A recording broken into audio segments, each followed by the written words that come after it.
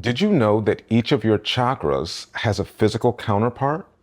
Today I want to talk about changing energy from the outside in. Welcome back to my channel, Closer to Your Higher Self. My name is Jerome, and I've been helping people transform their lives for almost 3 decades now. I hope this video finds you when you need to hear it most. If it resonates with you, please hit the like button, consider subscribing so you can see more of my content in the future, and share it with anyone you think will benefit from it. If you've seen some of my previous videos, you know that I talk about changing your beliefs in order to change your life. In those videos, I was focused on helping you to make internal changes. Those are important changes to make, but in addition to being a coach, I'm also a personal trainer. And in that capacity, I help people to make external changes. But before we get deeper into this, I want to give a little background on the connection between external and internal. So you may have heard people talk about chakras or chakras. It literally means wheel, like a wheel of energy centralized in specific areas of the body. There are 7 major chakras, and depending on the condition of each of those chakras, you can have a positive or negative result in your life. This is why you hear people talk about cleansing or healing the chakras. Now, of the 7 chakras, the lower 3 are focused more on the external. Today, I want to focus on these 3 and the things you can do to increase your energy and your quality of life. Chakras are usually thought of as something spiritual, but as I said earlier, there's a physical counterpart to each of the chakras. Each of these localized wheels of energy has a corresponding organ or bundle of nerves associated with it. Let's talk about these 3 chakras. The energy of the first or root chakra is represented by the color red and is the energy of survival, self-preservation, and grounding. It's located at the base of the spine, and this corresponds physically to the sex organs and the organs of elimination. The second, or sacral chakra, represented by the color orange, is located below the navel at the level of the sacrum and has the energy of creativity and emotion.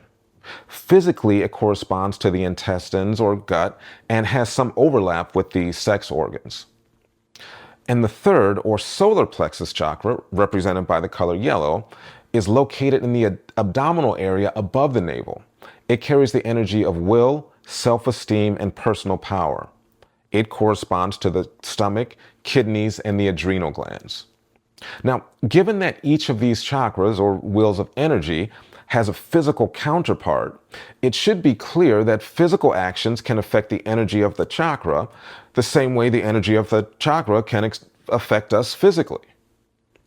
And I want to talk about this focusing on the areas of diet and exercise. So let's start with the root chakra and how diet and exercise could affect it. Now, if you've ever been constipated, you know it's not exactly conducive to getting closer to your higher self. But drinking enough water and eating enough fiber could help you to be more regular.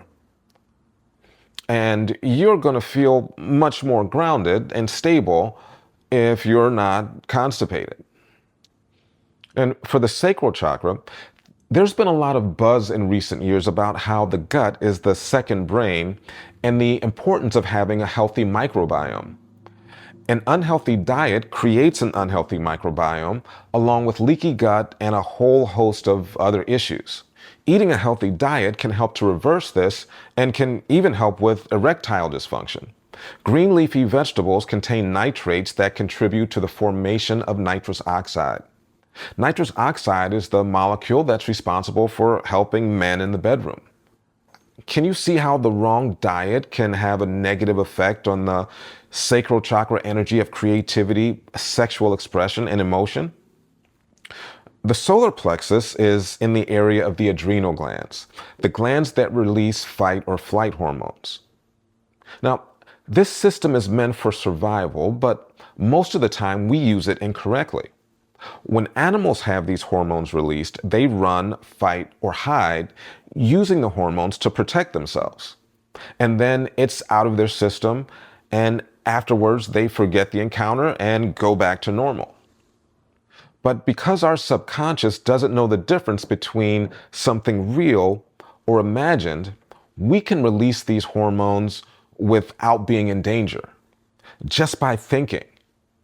And then we don't run, fight, or hide, so we don't use those hormones.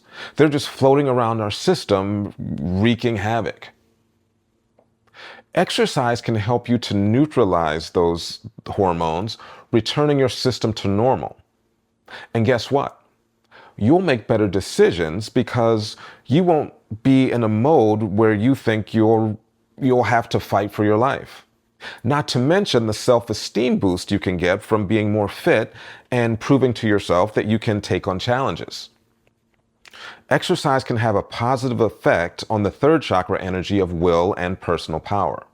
Now, how much would that improve the quality of your life? So, what should you eat and how should you exercise? I can tell you from decades of experience that there is no one perfect diet. Each of us is different, and so is the best diet for each person. And it's the same with exercise. Some are best served by a moderate routine where others thrive with very intense workouts. My goal today is not to tell you exactly what to eat or how to exercise. Again, like I said, there is no one perfect prescription for this. Instead, my goal is to get you to think about these things and find the right course of action for you. Keeping a food journal can help you to understand how your body responds to different types of foods. And looking at your health history is useful for dialing in the correct exercise routine for you. I hope this video helps you on the journey to finding what works best for you. But if you feel like you need more help and you'd like to work with me, contact me and we can set up a free consultation. And if we're fit for each other, we'll take a holistic approach to improving your life, putting more focus on the areas with the greatest need. However you continue, it's important to remember that balance is key. It's so easy to get focused on the spiritual, internal side of things that we forget about the physical things that are also important. You need to be healthy both inside and out in order to get closer to your higher self. If you stayed with me to this point in the video, thank you so much for watching. Let me know in the comments if you have any questions. I hope this video helped you, and I hope to see you next time on Closer to Your Higher Self.